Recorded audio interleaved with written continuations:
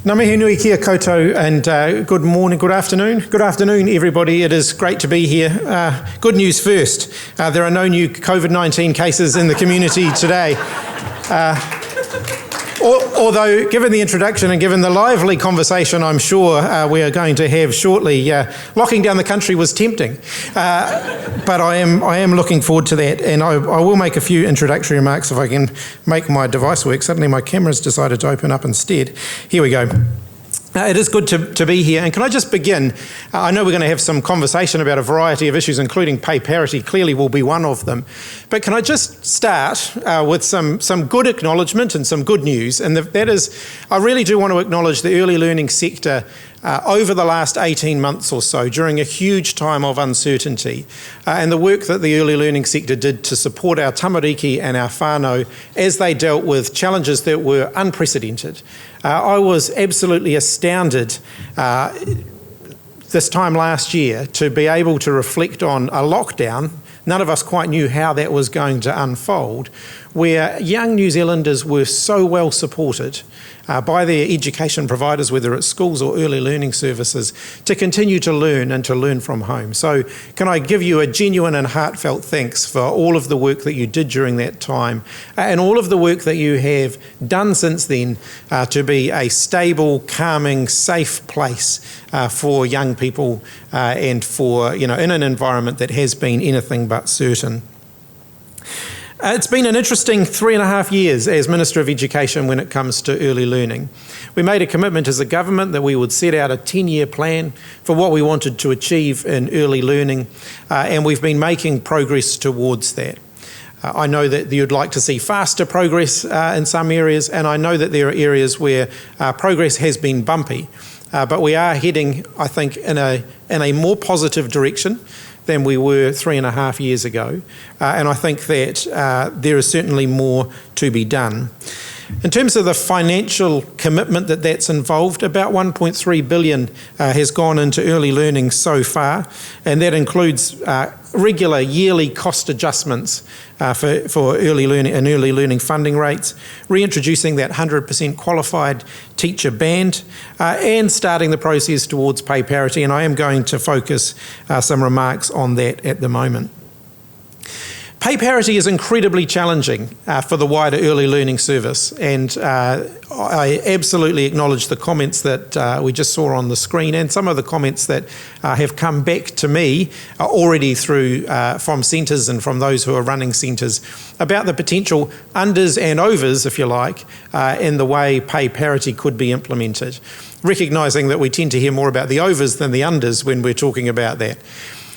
It is a challenging environment because the different modes of delivery, the different operating models, the different scale that centres operate to is hugely diverse. It is the most diverse part of the entire education system in terms of the way different centres operate and all of the different potential models within that. So that makes making change very challenging.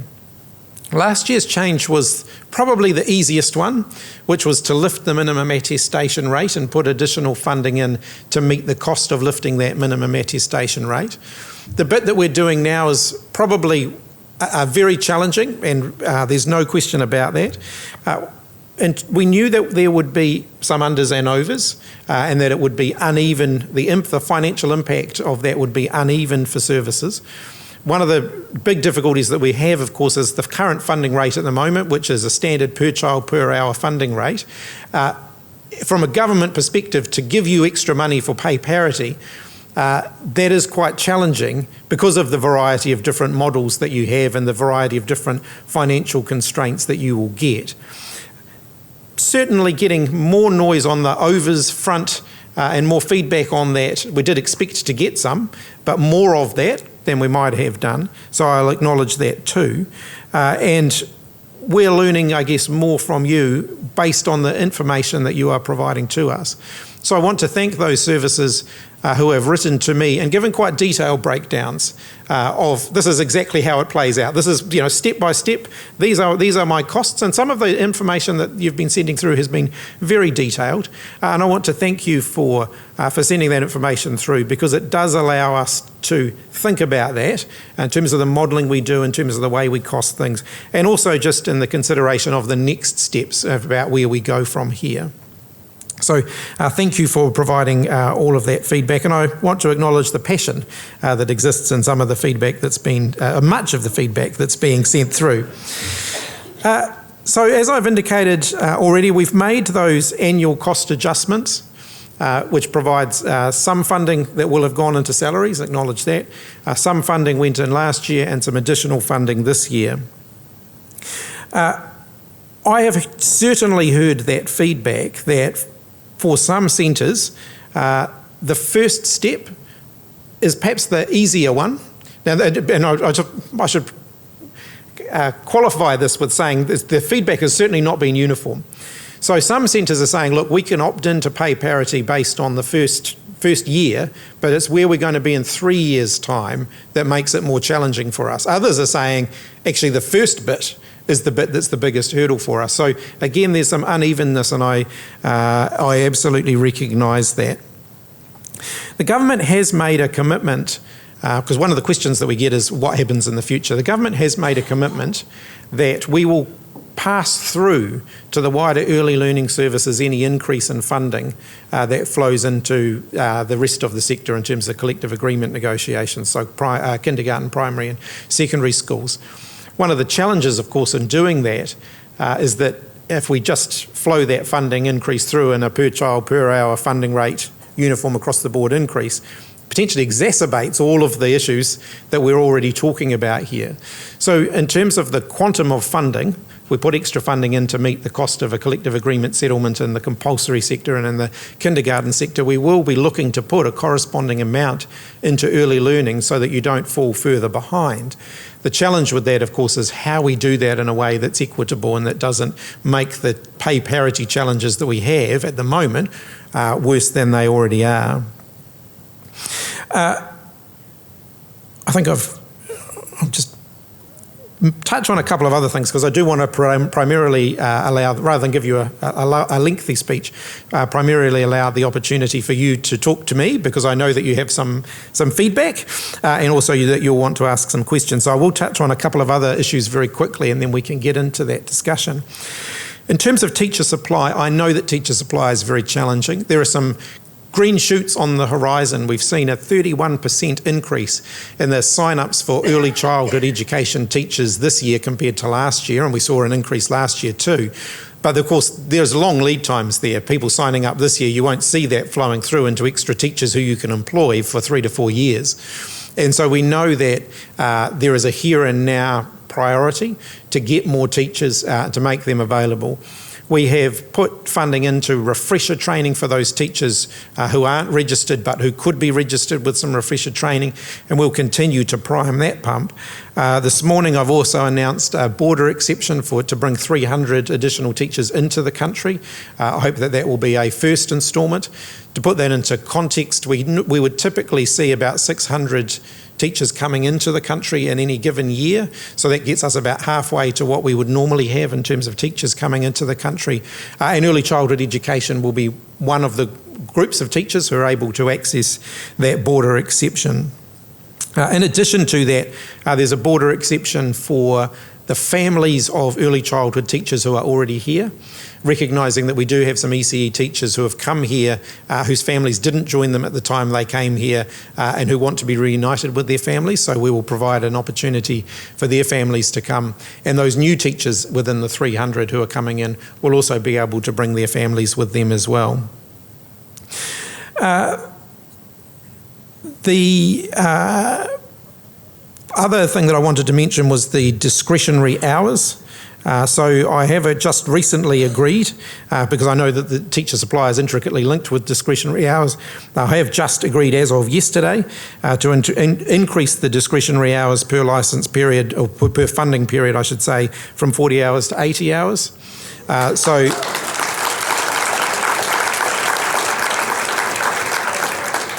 I hope that will help some of those centres who are worried that they will slip into the lower funding band.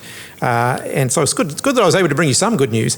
And I hope that will certainly help. One of the things that we are asking you to do, though, is we do want to understand those discretionary hours more. So we're asking in return for that you're supplying more information back to the ministry in terms of your use of those discretionary hours. Because what I don't want to see is that we end up dropping those discretionary hours back at a future funding period without fully understanding how you're using them. So please do give us that information. It is important so that we can make good decisions about discretionary hours in the future. So look, with that, finally, just another acknowledgement. In addition to pay parity, we've of course got the pay equity process that's underway at the moment as well. Those are intricately linked in early childhood education. But the broader question of whether teachers as a female-dominated profession are paid sufficiently for their work across the board is also one that we're acutely aware of.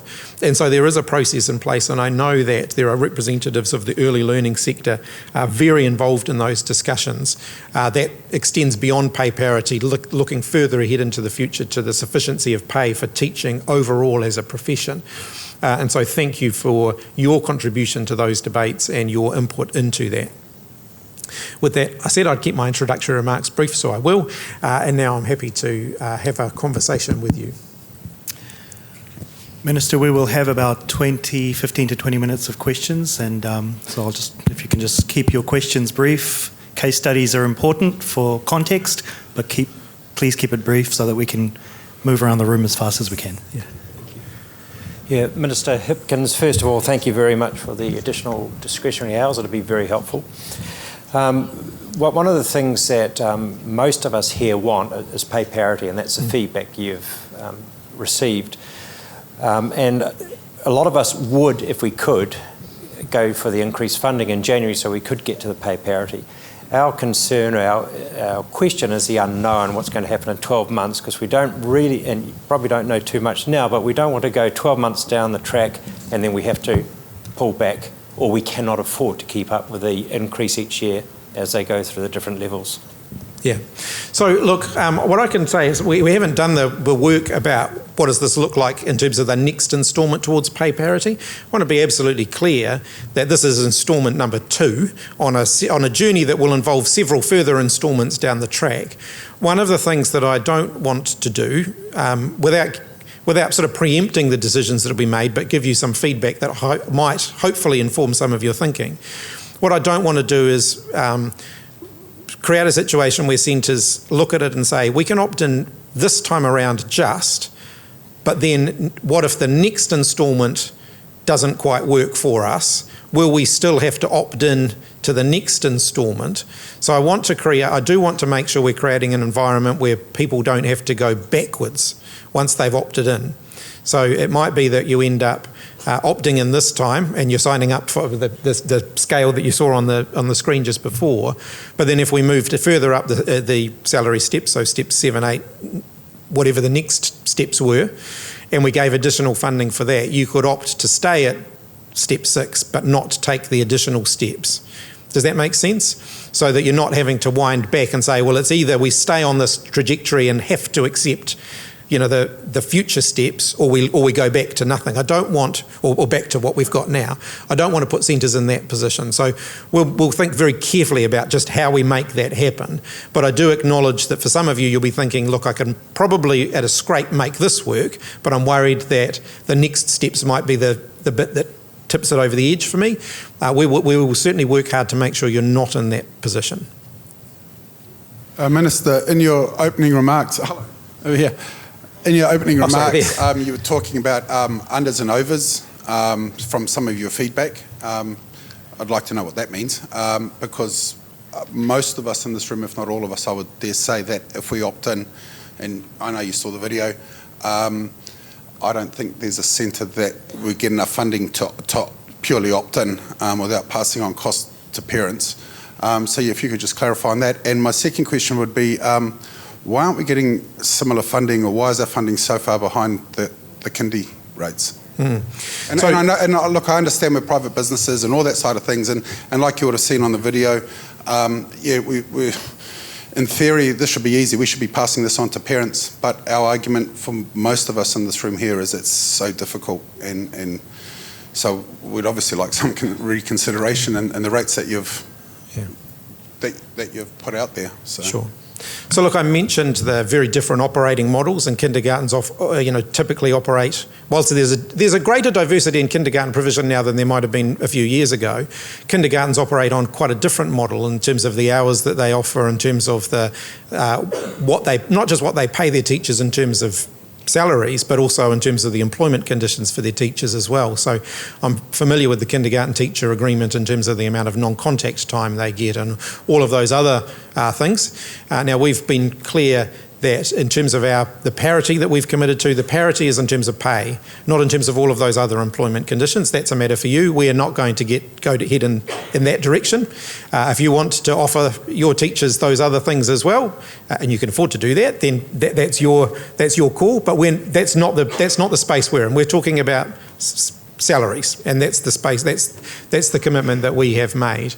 In terms of the historical funding anomaly that built up over a period of time, it's been well mentioned here.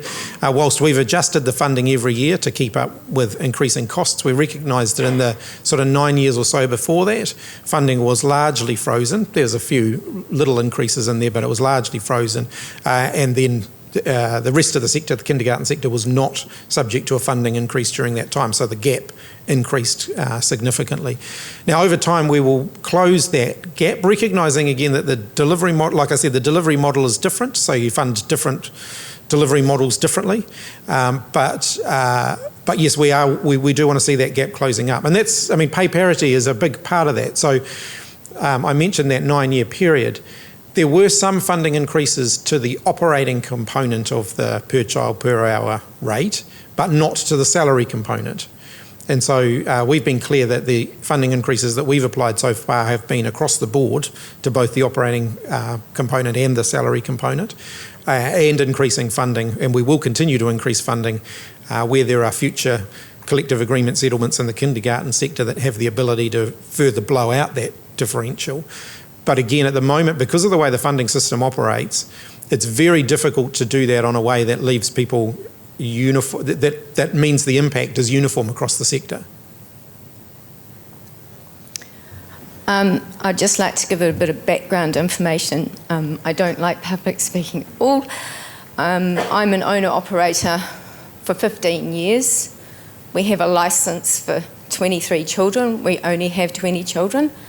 I'm an owner-manager teacher. I work on the floor every day from 8 till 5. I do all my funding. I do every other inch of work that has been discussed here today in the weekends or after. My big question today is, when do I opt out? When do I join the 55 other early childhood centres that have closed down? When do I do that? Because if it's not pay equity, it's a staffing shortage. I have an Australian trained teacher who's trained for 3 years, and I can't use her for any of my funding. I could be on 100% just so she can cover my lunch hours, but no, I'm not allowed it. We have the cohort entry coming in, so I can lose 10 kids overnight. How am I going to get 10 kids back in? It's just not going to happen. It's just not going to happen. We've then got teacher registration. That's now become yearly. That actually hasn't been touched on today, but that's yearly now. We're under the microscope yet again. Owner, manager, operator, don't even go there. The hoops that we have to jump through, because we might as well be criminals because they don't believe in what we're doing. We have the new Aero criteria. We also have the Matariki holiday. And then to top it all off, you ask us to apply common sense, and I have had a complaint put through to the ministry for a scratch on the face and had 7 days of abusive emails. And then the ministry sent me a document, I have it here, and they want to know when I contacted the police about a scratch on the face. They wanted to know when I contacted Work Health and Safety. They wanted to know when I contacted Oranga Tamariki Ma. You expect us to apply common sense, and this is a form that's sent out to me over a scratch on the face. It's a really sad state of affairs. It really is. And this is what driving people like me, who've been working in this industry for years, we're out. So my big question is, when do I pull the pin? When do I get out? When do I close it down? Or when do I just chuck it on to the other corporate people to take advantage? Thank you, Nick. Look, I can't give you an answer to that big question. Ultimately, the big question is one that each individual centre and each individual centre owner needs to answer for themselves. What I can do is answer some of the specific issues that you've raised in there, though. I've looked quite closely at the Australian trained teacher issue. And what we've discovered, what I have learned through that is that Australian trained early childhood teachers there are 3 different levels of qualification for early childhood teachers in Australia. The first level sits at the equivalent of level 3 on our qualifications framework. The second sits at the equivalent of level 5, and the third sits at the equivalent of level 7. The Teaching Council in New Zealand have determined that to be a registered teacher in New Zealand, you need to have a level 7 qualification. So therefore, if you're an Australian trained teacher with their level 7 qualification, the Teaching Council will allow you to register. But if you are at levels 3 or 5, they won't. That is a matter for the Teaching Council, so it's the council rather than the government that specifies what the criteria are to be a registered teacher. So I'd encourage the sector to raise that with the Teaching Council if you think that the level 3 or the level 5 should be considered. That would be a matter for the Teaching Council to address. In terms of the issue around complaints, the Ministry does get complaints from parents and does often put them in a difficult position of having to ask for information that can be quite confronting. The reality is, if you look at some of the complaints that they have dealt with in terms of early learning, some of those have been very challenging, where teachers or carers, whether they were teachers, whether they're qualified teachers or otherwise, have ended up facing some legal consequences because of their action towards children. It is a very, very small group of people, and I want to always clarify that. When there are issues around teacher discipline, disciplinary complaints to the Teaching Council, for example, we're talking about a very small group, but we're talking about tens of thousands of people who are employed in the education sector. And so those few people do create a challenge for everybody else. It does mean that where complaints are brought forward, they have to be thoroughly investigated. We've seen examples previously, and we've currently got a Royal Commission looking at abuse in state care that's uncovered horrific examples of how young people have been treated whilst in different forms of care previously. And so successive governments, our government and the previous government, through legislative reform, have put more burden on the agencies responsible for investigating complaints to do that thoroughly. I haven't seen the particular form. Happy to have a look at that form to see whether there's improvements that could be suggested or made there, and happy to take that feedback on board. In terms of other regulatory compliance, there is a regulatory review happening at the moment. We are looking, and you've seen the announcement I made today about discretionary hours, at what we can do to make sure we're working with the sector. I got some feedback on my way here that there's some concern about the regulated minimum temperatures for centres and the speed with which that regulation was being introduced. So I'm happy to tell you we will delay that. We will work with you on what a reasonable time frame is for the implementation of those sorts of regulatory changes, so that you can prepare and plan for those. Kia ora, Minister. Thank you, firstly, once again, for addressing our concerns as a group, which is very critical for us as centre owners as well to be heard. So I congratulate you for coming down and listening to us. I'm piggybacking off one of those discussions that was picked up around the foreign teachers here. I'm particularly referring here to the Teacher Education Refresh guidance that we have on the Teach NZ link as well, and I can read it out to you if you like. That would take time away from my other colleagues here. The problem we have is we get guidance here that we go by. We believe this is the right interpretation. We contact the right authorities as well to get the right interpretation. However, somebody else comes along, a funding audit in particular, comes along and says, nah, we don't agree, this is our interpretation to it, and I'm going to take away another $50,000 from you because now you have been dropped down from the 80 plus to under 80. That's unfair on us. That's not right. It is not my job as a service provider to interpret. I should be given the right tools by the right people to go out and follow. Number two, I also need guidance, clear, stepwise, 1, 2, 3, 4, 5. If I have to tell another teacher again to say, well, you're going to follow the discretionary pathway here that you could be possibly eligible for, but what is the criteria? Not a waffle. I want words, clearly documented, checklist, 5, 1, 2, 3, 4, 5. Go and apply, do what you have to do. And lastly, again, coming back to your documentation, if there was a child abuse reported for a particular centre, it's horrendous out there as well. I've had one parent try to con me for money. It was lucky, pure luck. I stood my ground. I said, no, I don't bribe. He asked me for $5,000 for that claim to go away. He went to the Herald. He went to the Staff. He went to every possible dog in town to malign me because I'm a big target. That's not on. I need the support from the regulator as well. When a complaint comes, it's looked at with an open eye, see what the history of the operator has been as well, not just come on top of you with a ton of bricks. 20 documents here, or 500 of them as well, in a span of 24 hours. No, we have a life as well. We have other things to do too. Thank you. Thank you. Hi. I feel like I'm over here.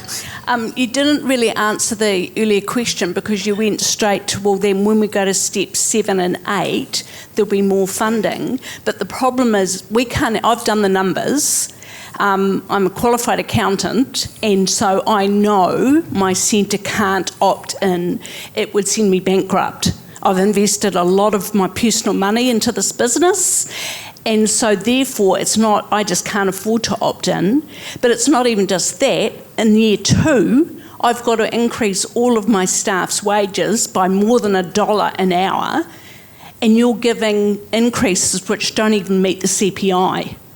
I had a rent increase the day I took over the business of 30%. There is out there everything, every single thing is increasing, and you're not even meeting the CPI. What's your justification for that? In terms of we are meeting the CPI, I acknowledge that there is different elements within CPI. So again, when you're looking at an across-the-board funding increase, the New Zealand Treasury determined the CPI funding rate and this doesn't just apply to ECE, it applies across the board to all other elements of government formulaic funding that are increased by CPI in any given budget year. It increases by a standard amount, and the New Zealand Treasury calculates out what that is.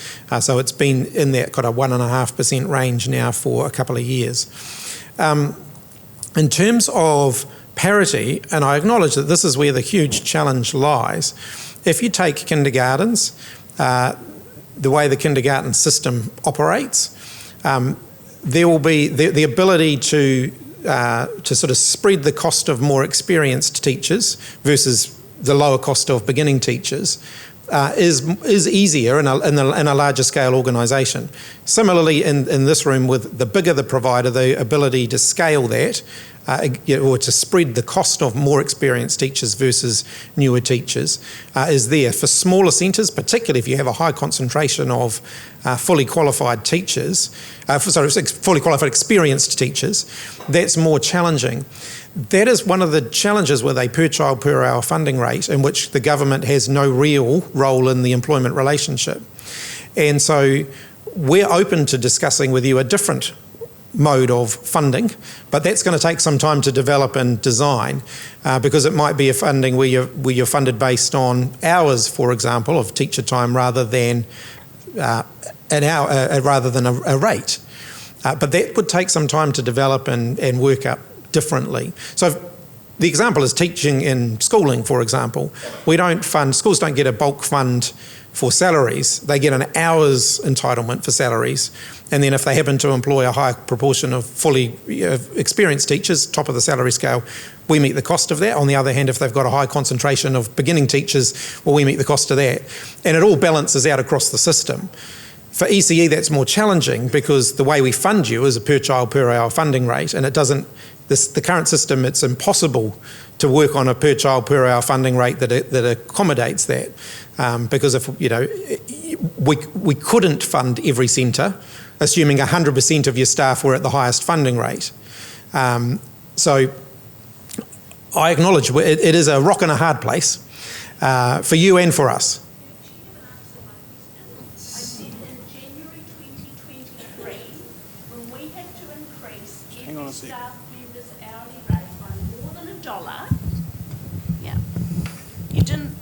You didn't answer my question at all. In January 2023, a year down the track, when we have to increase every staff member's hourly rate by more than $1, are you going to fund that? And your CPI increase isn't going to.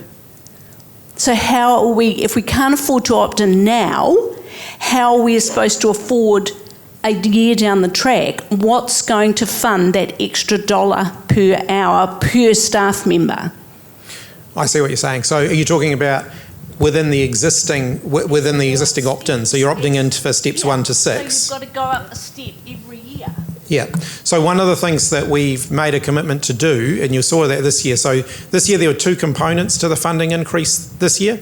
There was the across-the-board CPI increase, and there was an increase to recognise that the minimum attestation rate would increase in line with the hourly rate increase for the collective agreement. So there's 2 components to the increase you got. We will continue to do that. So next year the kindergarten teacher salary scale under the current collective agreement goes up a step. So we will commit to giving you a further increase to recognise that. How much? But we're already behind it. Yeah. We're so far behind it, that's the problem. I mean, at the moment, we're attesting to $25, $24.90 or $60 or whatever it is, right? And potentially we're going to $29, $31, and I know it's stepping up, but the extra funding you're giving us now per hour doesn't come near paying enough for the extra that we will now have to attest to if we opt in. That's the problem. I mean, as I said, we therefore have to pass that on to parents, and I've said it more than once. That's pretty hard for a lot of centres. In some areas it doesn't matter, but in many, many, many areas to many parents it matters so much. So my question is, from let's say $25 now that we attest to the next step, why aren't we getting funded enough for, or near enough for that step? Because it's not enough. It's at least 50% short, I would say, by most of the people I've spoken to being enough to go to the next level, because I don't think I almost say there's not one person here that wants to opt in. We all want to opt in for our staff. And I mean, we're all making decisions here for our staff. Every decision we're owners here, mostly I'd say, affects all our staff, right? So it's probably unfair for us to not opt in, because for our staff, for the benefit of the people that work for us, of course we want to opt in. But what we're saying to you is it's just not enough money. And the statistics, and I understand all that, the hour to the child ratio, all that stuff, but what we're telling you across the board, and it's not about being greedy and all this sort of stuff, and I'm sick of hearing all that crap that we hear about owners and corporates and all that sort of stuff, and greedy and lining their own pockets, and I've heard it all on talkback and all sorts of rubbish. What I'm telling you is we're attesting to one level here. You're now saying, okay, you need to attest to this level here, but you're not providing us near enough funding to reach that level. So can I, just so that I'm really clear, I just want to make sure I understand the concern that you've got. So if you're a centre that employs X number of staff and you employ, and I know that this is unlikely to ever happen, but let's just create a model. You employ X number of staff, they are all at the minimum attestation rate, and then next year they all go up by an increment to get to the new minimum attestation rate.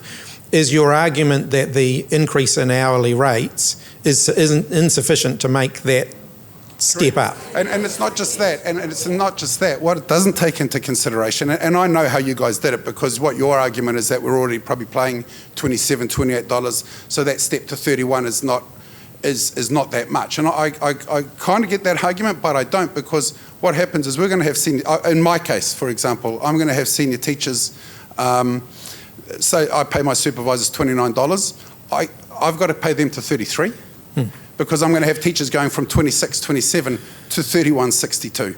And I'd say there'd be a lot of that going on. And that's the problem. And it's not that easy to pass.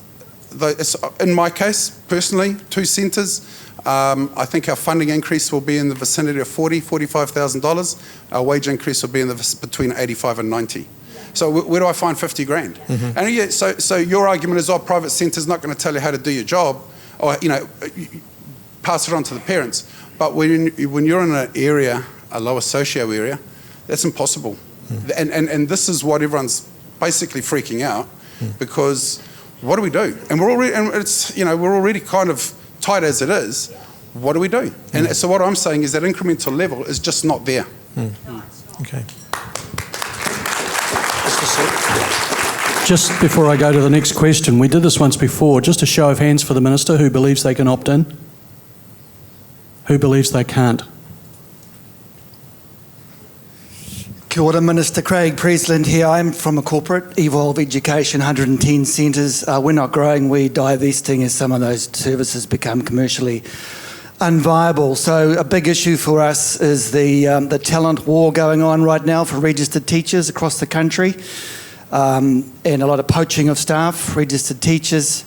A bit of a Dutch auction going on here with teachers zigzagging their way up to get higher pay rates, very high staff turnover, which is not good for the children. Of course, our children, tamariki, need that continuity of service and teachers in the business, not with staff turnover rates in the 30-40%. So a big step forward, in our view, would be a move to the KTCA.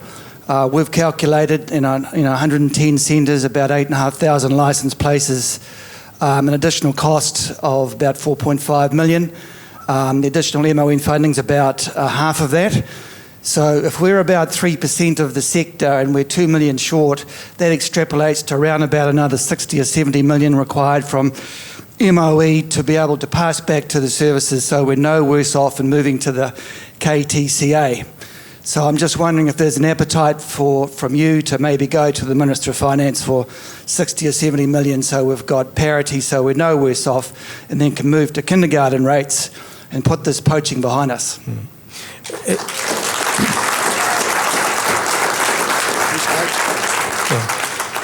The cost of moving to the KTCA across the entire sector would be more than that, so acknowledge that. It is a large amount. It is quite a big difference, so it'd be more than that on a yearly basis.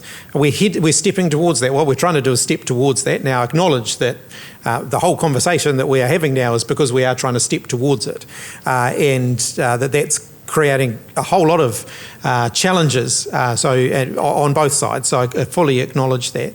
In terms of the overall teacher supply situation, one of the things I do want to acknowledge is that we have gone from an environment where, go back 15 years, we had an oversupply of early childhood teachers to one where we have an undersupply. And that's where regulatory stability is actually really important.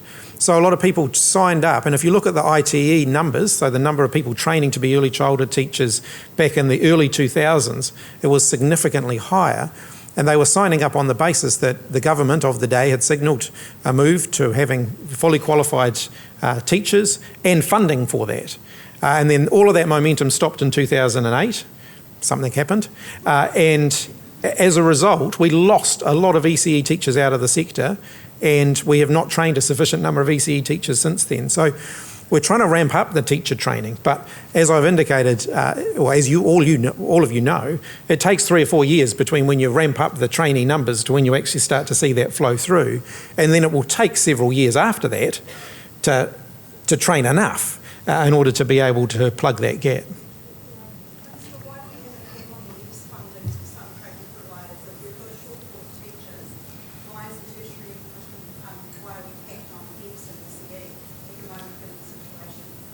If you've got a particular provider that you have a concern about, let me know. The TEC have been increasing the caps for funding across the board for just about every form of tertiary education.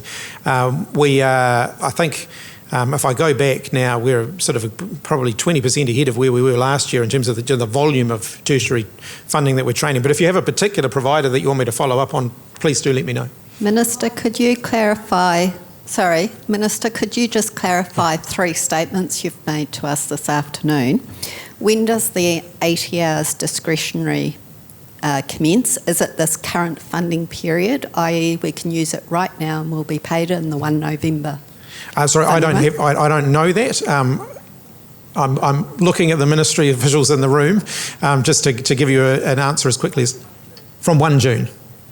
1 June. Yeah. Okay, so that's the current funding period. Thank you.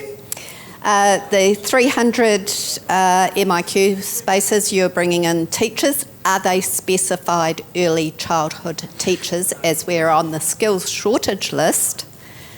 And secondary teachers are of absolutely no use to us. Yep. If you haven't specified them to be early childhood, why not? Because we have 500 vacancies. Yeah, so that is 300 teachers.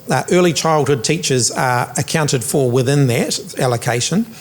So it will be on a needs basis. Now, acknowledging huge need.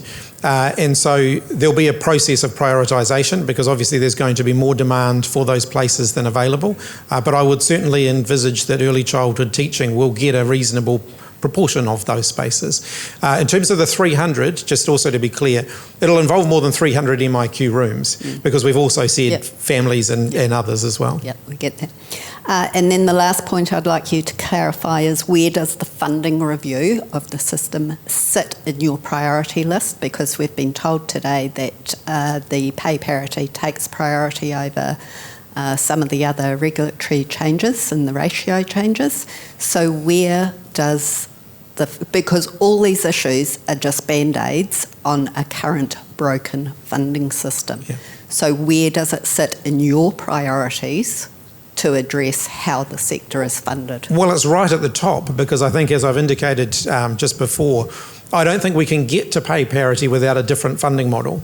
And that's clearly the feedback that we're getting from the sector, so we have to bring it to the top. Minister, hi, sorry. Yeah, mine works. I just have a question, and it's with regards with the probably the maybe appearing to be pretty unpopular in this room, but I have a question with regards to the number of centres that go up around the country and in some areas. If we were a primary school or if we were under the compulsory sector, you would never put up a primary school unless there was a need for that area. We have been in the ECE industry now for 10 years, and in that time we have seen just about every corner there is either a rest home or there is an ECE centre on those corners. And not necessarily based on need, but because it is a business. And what I would like to see within the sector is some sort of cap or some sort of regulation, because you're now spreading your funding. We're now having a problem with a teacher shortage because we're spreading ourselves so thin, and the people that are missing out on this are our children. A fancy building doesn't equate to quality education. Quality education comes down to quality teachers.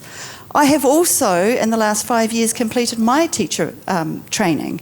And what I found going through my training is that I had 40 people start in my classroom, and at the end of my training, we had 12 that actually graduated. So, you know, the difficulties are there, and we're just spreading ourselves thin by just constantly putting up more centres. Yeah. Thank you. And I acknowledge there'll be a variety of views in this room about this particular topic. We are moving towards more of a planned market. in ECE provision, in the sense that at the moment there are very few barriers to setting up new ECE services. In fact, some providers build the centres before they even apply for the licence or we even know about them. Basically, the centre's finished, it's ready to open, and then they apply for a licence. And that's not a great way for the system to operate. It's certainly not what we do in the rest of the education system. So we do want to shift that. We will be consulting on regulations around more of a planned approach. One of the things that I'd note is at the moment more centres are opening than closing. Again, there's a variety of views. I've heard the views of the council, for example, concerned about the number of centre closures, but actually some of that is funding, some of that's a market in operation. There'll be a variety of views in the room again about whether a market is a good thing or whether we need something more planned. We will probably end up somewhere in the middle. Thank you. Fundamentally, I've been told many times I'm a simple person.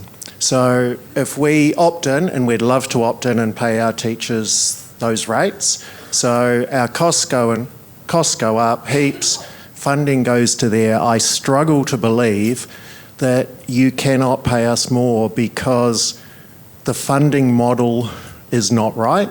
It's the same funding model that has been used for years and years and years. I sit here and I go, fundamentally, does the government have a problem with privately owned centres? Because it's just, why can't you pay us the same as kindies?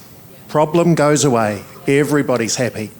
Why can't that happen? I'd like you to, with that invitation, I would invite you to go and have a look at the Kindergarten Teachers Collective Employment Agreement.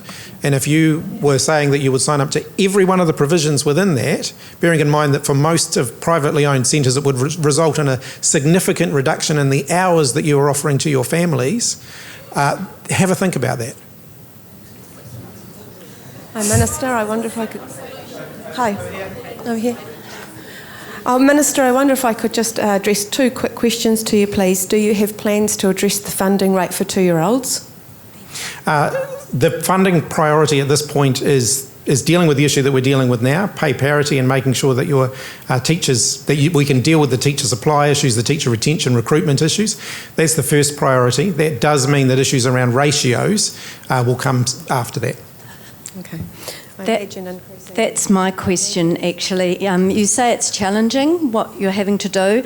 I think it's actually dangerous, because what you're doing is you're funding for pay parity for 1 to 5 for unders and 1 to 10 for overs. So to make it work, centres go to 1 to 5 and 1 to 10, and that's dangerous for children. The NZEI is there for the teachers, and I get that. They want the best for the teachers. We're here as centre owners and managers, and we want to stay open.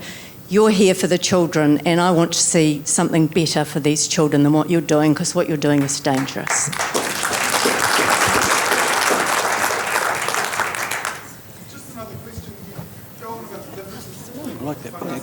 Maybe let's let, you've had about 3, so why don't we let someone who hasn't had a question have a go over here. Hi, my comment is similar to the one you've just heard. Everything today has been about pay parity, but I can tell you that not one of my teachers went in. Here's the kicker: they didn't go in to earn lots of money. They went in because they care about children, and they're leaving because they are stressed. They're leaving because 1 to 5 and 1 to 10 is dangerous, and they really can't cope. And my second thing is, why on earth do you pay us half the amount for a 2 to 3-year-old when they're twice the work?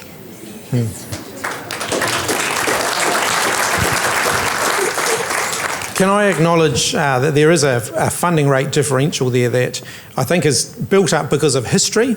So the introduction of 20 hours increased the rates for 3 and 4-year-olds. Then you'd had your under 2-year rates, and you've got a gap there in the 2-year age bracket. So look, I do acknowledge that, and I acknowledge that it's there.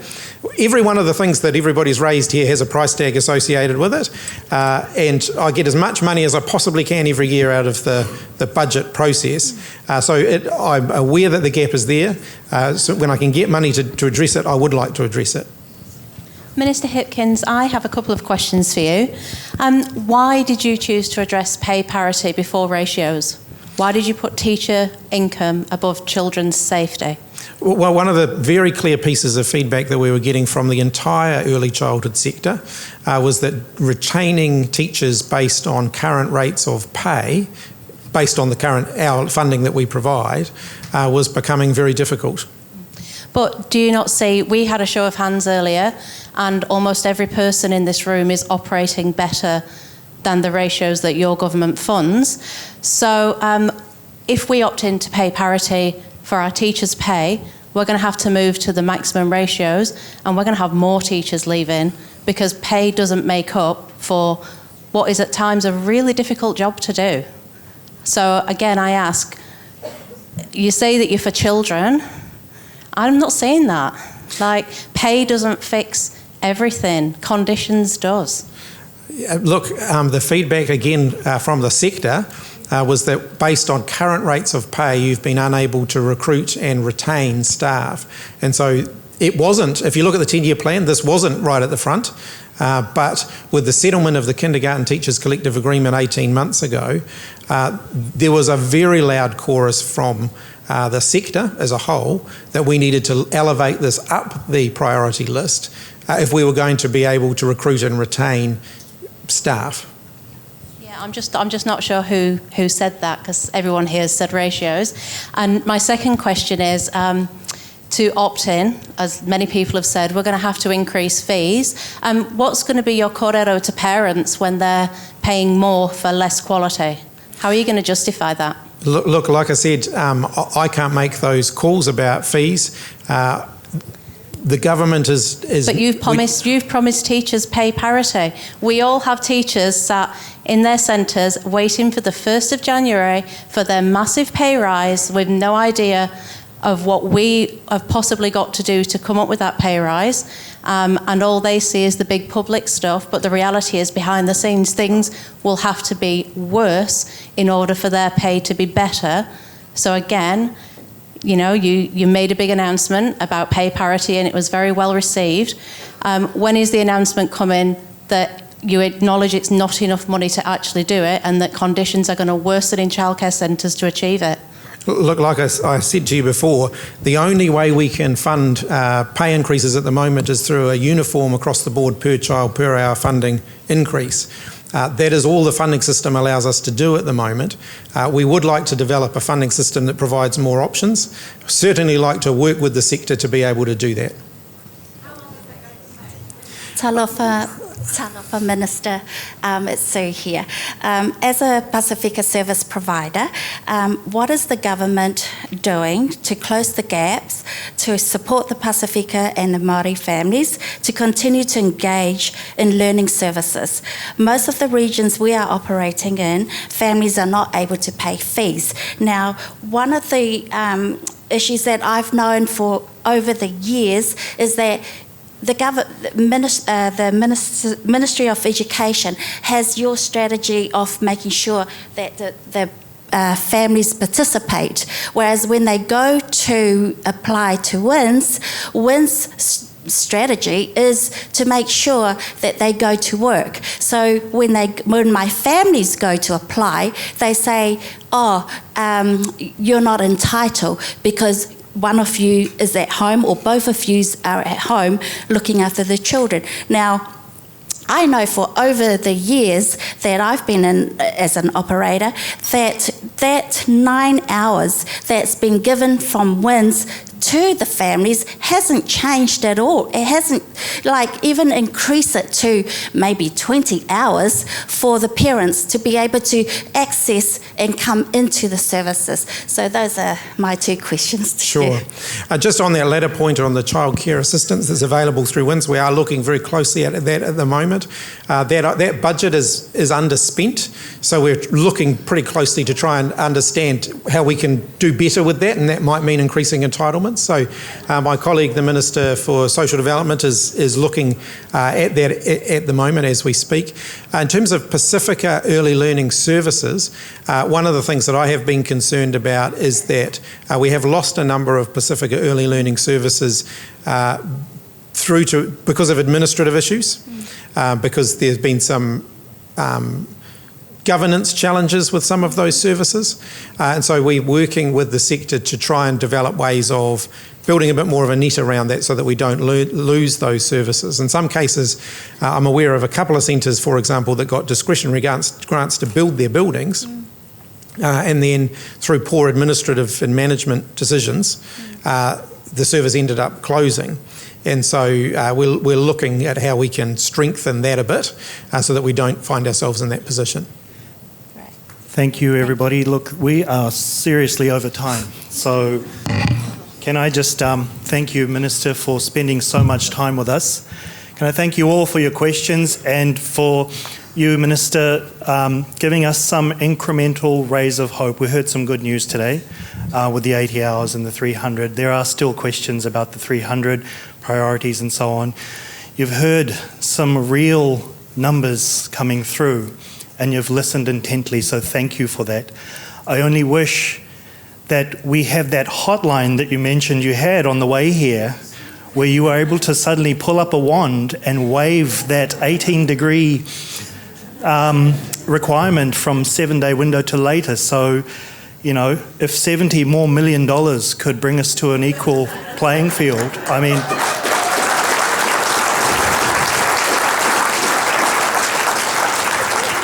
especially when I'm an Aucklander, so I'm going to be funding a $500 million bridge, Second Harbour Crossing soon. If there's any assistance from us, from the public, from our sector that you need to fight in that cabinet, and I know you do a great job there already, but if there's any more assistance to grab that $500 million and literally solve our sector's problem from this end, please. Thank you.